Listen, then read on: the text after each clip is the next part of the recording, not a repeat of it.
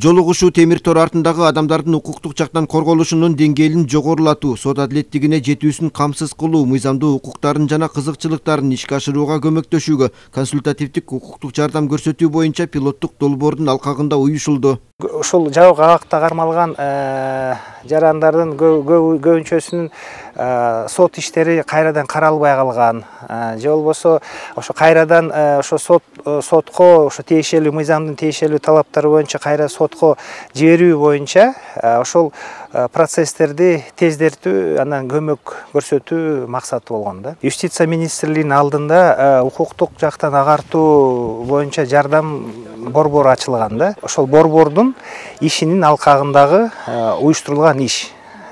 Ал борбордун негизги максаты бул ошол Кыргыз Республикасынын жарандарына укуктук багыты боюнча көмөк көрсөтүү, укуктук билимин көтөрүү. Бул ирет Степное айылындагы номер 2 аялдар колониясында 23 айымга укуктук кеңеш берилди жана жазасын өтөгөн 10 адамдан арыздар алынды. Долбоор башталгандан бери 111 аялга юридикалык кеңеш берилген, 61 соттолуучуга укуктук жардам көрсөтүлүп, 1 адам бошотулган. 1959 жылкы туулган жаран 1,5 жыл мөөнөтү кыскартылып, ал эркиндикке чыккан мөөнөтүнөн мурда.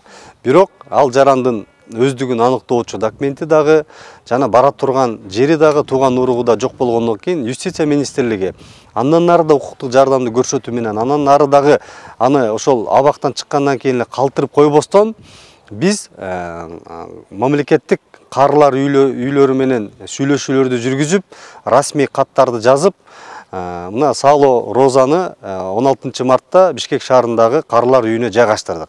Буга чейин тиешелүү адистер абактарда текшерүү жүргүзүп, кандай маселелер бар, сот жана прокуратура органдарында кармалып калган иштерди иликтеп, тиешелүү арыздарды толтурууга жана мыйзам чегинде укугун коргоого көмөктөшкөн. Түрмөлөрдөн Акыйкатчы институтуна дагы арыздар келип түшкөн. Акыйкатчынын атына дагы 3-4 арыз келип түшкөн.